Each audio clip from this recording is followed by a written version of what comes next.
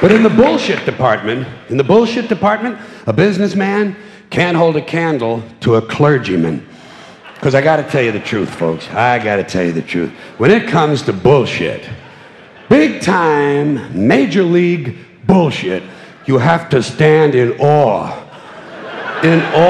of the all-time champion of false promises and exaggerated claims, religion. No contest. No contest. Religion easily has the greatest bullshit story ever told. Think about it. Religion has actually convinced people that there's an invisible man living in the sky who watches everything you do every minute of every day. And the invisible man has a special list of 10 things he does not want you to do. And if you do any of these 10 things, he has a special place full of fire and smoke and burning and torture and anguish where he will send you to live and suffer and burn and choke and scream and cry forever and ever till the end of time. But he loves you.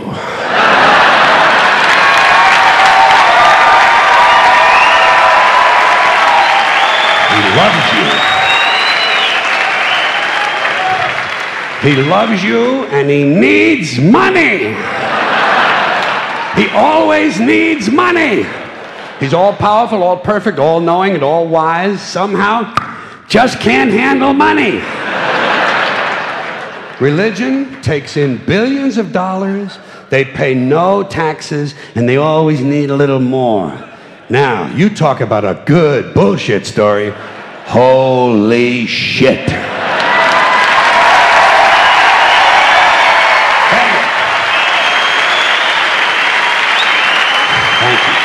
But,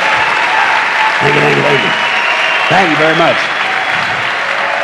But I want you to know something. This is sincere. I want you to know, when it comes to believing in God, I really tried. I really tried. I tried to believe that there is a God who created each of us in his own image and likeness, loves us very much, and keeps a close eye on things.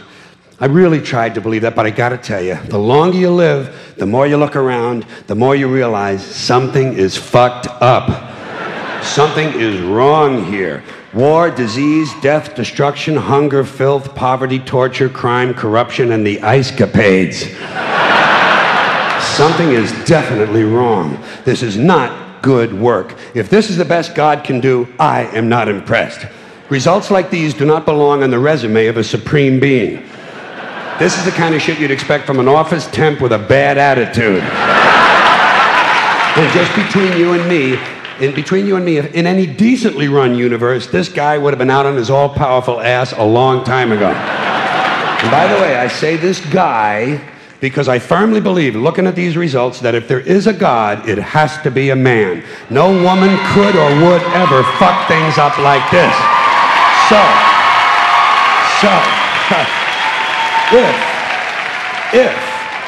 If there is a God, if there is, I think most reasonable people might agree that he's at least incompetent and maybe, just maybe, doesn't give a shit. Doesn't give a shit, which I admire in a person and which would explain a lot of these bad results.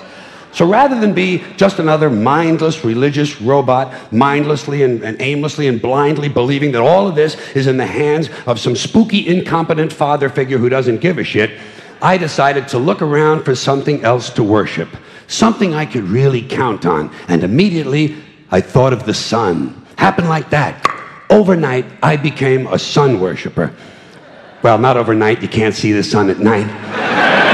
The first thing the next morning, I became a sun worshiper. Several reasons. First of all, I can see the sun, okay? Yeah. Unlike some other gods I could mention, I can actually see the sun. I'm big on that. If I can see something, I don't know, kind of helps the credibility along, you know? So every day I can see the sun as it gives me everything I need: heat, light, food, flowers in the park, reflections on the lake, an occasional skin cancer, but hey, at least there are no crucifixions, and we're not setting people on fire simply because they don't agree with us. Sun worship is fairly simple. There's no mystery, no miracles, no pageantry, no one asks for money, there are no songs to learn, and we don't have a special building where we all gather once a week to compare clothing. And the best thing about the sun, it never tells me I'm unworthy. Doesn't tell me I'm a bad person who needs to be saved. Hadn't said an unkind word. Treats me fine. So I worship the sun. But I don't pray to the sun. Know why? I wouldn't presume on our friendship. It's not polite. I've often thought people treat God rather rudely, don't you? Asking trillions and trillions of prayers every day, asking and pleading and begging for favors. Do this, give me that, I need a new car, I want a better job. And most of this praying takes place on Sunday, his day off. It's not nice, and it's no way to treat a friend. But people do pray, and they pray for a lot of different things. You know, your sister needs an operation on her crotch. Your brother was arrested for defecating in a mall. But most of all, you'd really like to fuck that hot little redhead down at the convenience store. You know, the one with the eye patch and the club foot, huh? Can you pray for that? I think you'd have to. And I say, fine, pray for anything you want. Pray for anything. But what about the divine plan? Remember that? The divine plan. Long time ago, God made a divine plan. Gave it a lot of thought, decided it was a good plan, put it into practice. And for billions and billions of years, the divine plan has been doing just fine. Now you come along and pray for something. Well, suppose the thing you want isn't in God's divine plan. What do you want him to do? Change his plan? Just for you? Doesn't it seem a little arrogant? It's a divine plan. What's the use of being God if every rundown schmuck with a $2 prayer book can come along and fuck up your plan? And here's something else, another problem you might have. Suppose your prayers aren't answered. What do you say? Well, it's God's will. Thy will be done. Fine, but if it's God's will and he's going to do what he wants to anyway, why the fuck bother praying in the first place? Seems like a big waste of time to me. Couldn't you just skip the praying part and go right to his will? It's all very confusing. So to get around a lot of this, I decided to worship the sun. But, as I said, I don't pray to the sun. You know who I pray to? Joe Pesci. Joe Pesci. Joe Pesci. Two reasons. First of all, I think he's a good actor, okay? To me, that counts. Second, he looks like a guy who can get things done. Joe Pesci doesn't fuck around. Doesn't fuck around. In fact, Joe Pesci came through on a couple of things that God was having trouble with. For years, I asked God to do something about my noisy neighbor with the barking dog. Joe Pesci straightened that cocksucker out with one visit. It's amazing what you can accomplish with a simple baseball bat. So I've been praying to Joe for about a year now, and I noticed something. I noticed that all the prayers I used to offer to God and all the prayers I now offer to Joe Pesci are being answered at about the same 50% rate. Half the time I get what I want, half the time I don't. Same as God, 50-50.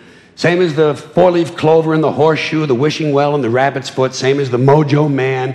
Same as the voodoo lady who tells you your fortune by squeezing the goat's testicles. It's all the same, 50-50. So just pick your superstition, sit back, make a wish, and enjoy yourself.